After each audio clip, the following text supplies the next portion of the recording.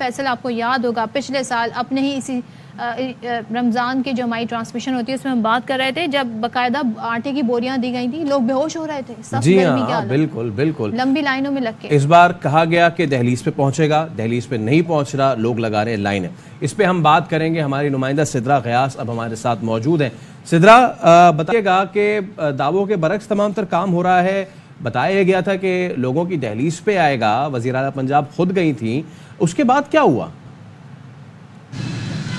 जी बिल्कुल, पंजाब के लिए जो है वो वज़ीर आला पंजाब मरियम नवाज़ साहिबा की जानिब से ऐलान तो ये किया गया था कि मुस्तकीन जो लोग हैं उनको राशन उनकी दहलीज पे पहुंचाया जाएगा, लेकिन हमें अमली तौर पर चीज़ें जो हैं वो बिल्कुल उसके ऑपोजिट नज़र आई हैं और लोग जो हैं वो जगह जगह धक्के खाने पर मजबूर हैं।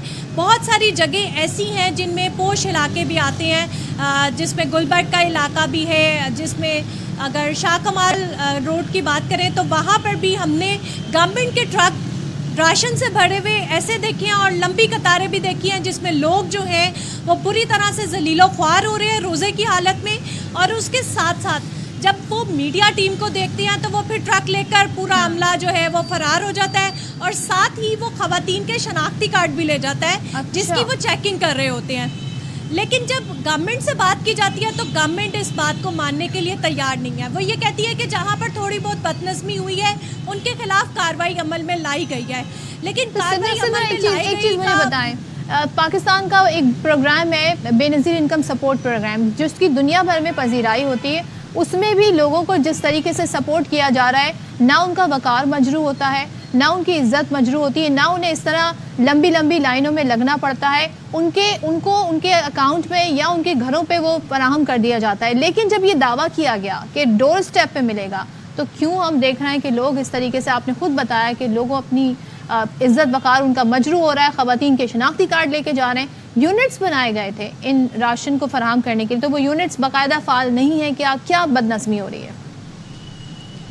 जी बिल्कुल, जो इनका कंट्रोल रूम है वहाँ पर चेकिंग का प्रोसेस भी जारी है, लेकिन उसके बावजूद हमें बदनज़मी बहुत ज़्यादा देखने के में आ रही है।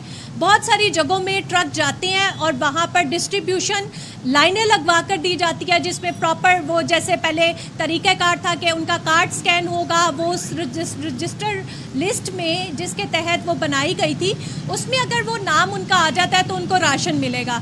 लेकिन बहुत से ऐसे लोग भी हैं जो एहसास प्रोग्राम के तहत, बेनज़ीर प्रोग्राम के तहत रजिस्टर्ड तो हैं, लेकिन इन लिस्टों में उनका नाम कहीं भी शामिल नहीं है।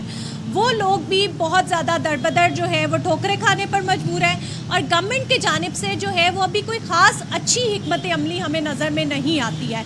अगर गवर्नमेंट इसकी प्रॉपर हिकमत अमली करे, अगर बहुत सारे इलाके ऐसे हैं जिनमें गवर्नमेंट की तरफ से ये कहा जा रहा है कि वो कंजस्टेड इलाके हैं, वहाँ डोर टू डोर ये राशन की तकसीम जो है जब एक चीज़ कह दी गई है कि ये दहलीज पे पहुँचाई जाएगी तो फिर ये पहुँचाई जानी चाहिए। फिर इस तरीके से हमें कतारों में लगी हुई हमारी माएँ बहनें खातीन नज़र नहीं आनी चाहिए। सिद्रा, आपका बहुत शुक्रिया, इस पर नज़र रखिएगा, इस पर हम आगे के आपसे बात भी करेंगे। लेकिन अब सूरत हाल ये है कि वही वाली बात है ना, दावे और ऐलानात एक तरफ और अमल जो है ना वो अच्छा, आई थिंक बतौर वज़ीर आला ये इम्तिहान ही होगा और जितनी वो एक्टिव हैं, आई गेस कि उन्होंने अब तक इसका नोटिस भी ले लिया होगा इस सारी सूरत हाल का, नहीं तो मीडिया की इस स्टोरी के बाद वो ज़रूर सारी सूरत हाल का नोटिस लेंगे।